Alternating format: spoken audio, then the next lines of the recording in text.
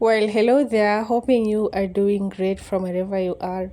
As usual, this is your host Yvonne, and welcome to yet another episode. You know the drill. If you are new, of course, this is our new space. Do not forget to like, above all, subscribe, and also leave a comment at the end of the video. So, without wasting so much time, just picture this. It's on a Monday at Madison Square Garden, right in the middle of New York City. It's game 3 of the NBA Finals, Kicks versus Spurs. Suddenly, President Donald Trump walks in. Maybe he thought he'd get cheered like a hero. Instead, the whole arena starts booing at him. Loudly, it was so obvious, even all the security and fancy camera works couldn't hide it. Welcome to 2026, where people are over the drama, not even coming from Donald Trump. Later on, Trump told reporters that the crowd was mostly cheering for him and that it was very enthusiastic. Sure, when his face showed up on the big screen during the national anthem, the place went wild with boos. He stood there saluting, trying to look like he owned the place, while thousands let him know exactly how they felt. His granddaughter was with him, probably confused why the crowd sounded so angry. This wasn't some organized protest. These were just regular basketball fans who wanted to watch the game, not make a political statement. But to be real for a second, this wasn't just a random moment. People are tired. Tired of chaos, broken promises, and non-stop drama.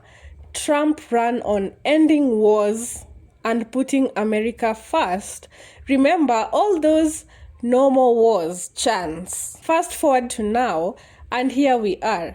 More military strikes, new fights overseas, a big mess with Iran, and even a wild raid in Venezuela. So much for less war. Americans are watching their money get burnt on conflicts while prices keep going up at home. No wonder fans at the Garden didn't want a big presidential show. And it's not just about the war. Trump said he'd bring stability, help workers, and stop all the crazy politics.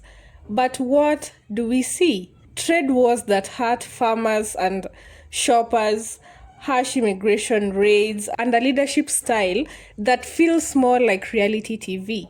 The promises keep changing, the drama never stops. Instead of draining the swamp, it feels like he's just replacing it with his own crowd. We're not even halfway through the term and people are already exhausted. What made this moment at the NBA Finals stand out is where it happened. New York basketball fans are a diverse bunch, but sports is supposed to be an escape, right?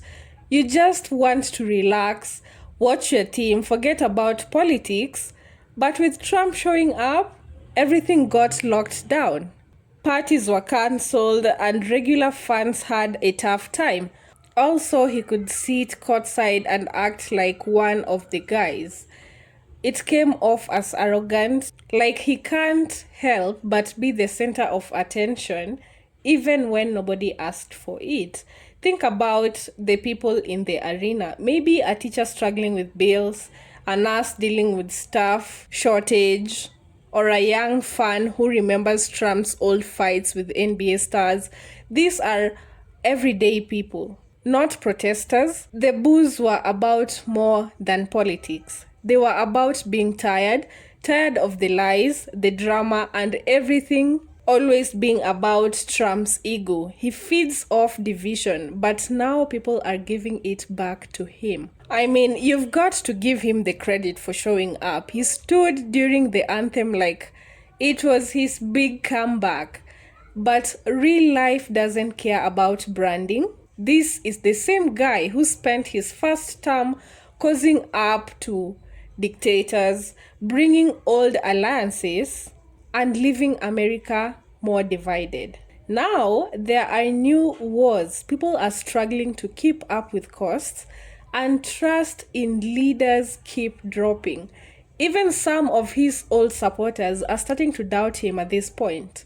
The silent majority he talks about, they might be finding their voices right now by booing at the basketball games or any other thing. I do not know what is your take, but I will read you some of the comments that people had. And as I said earlier, when Donald Trump was interviewed and asked about the booze, this man literally turned around the narrative and he said, what? These people are just cheering for me. And the people in the comment section, I'll read what someone called Brian said. There is no way Trump is getting out of this one. He falls asleep at the loud of exciting kick games and then jolts awake suddenly. What a low energy. Sleepy old man. Another one called Brooklyn Dad says, this clown is so delusional, the entire planet had him booed into oblivion. He says it was mostly cheers. The booing was loud and it was enthusiastic. Pathetic, delusional clown. People are mad out here. Another one who calls himself or herself the Wall Street Journal says President Trump was loudly booed at NBA Finals, fans at Madison Square Garden and Bryant Park when he appeared on the big screens during the national anthem and again after halftime. Like, these people saw it wasn't enough just to boo one time. Just to be clear, because he was saying that these people were cheering at him, they made sure to repeat that boo again so that it could sink in. Another one called Jojo says he's completely out of his mind. They booed the F out of him. Another one who calls himself or herself Canada hates Trump says it's time to stop asking this pathological liar any questions. No, they were cheering, they were not booing. Yes, people had it. Like, it's you against the world, trying to convince the world like they were cheering, yet the world had another thing. It's great to be delusional. I mean, I don't know what you're thinking.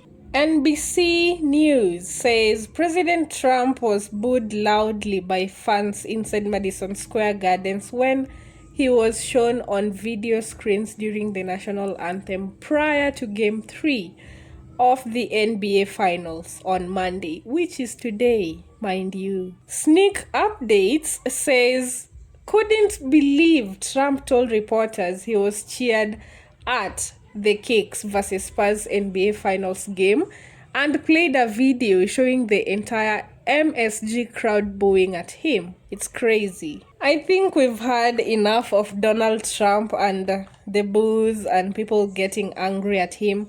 I do not know what you think unless you jump into the comment section and say something. Until then, I will see you in our next episode.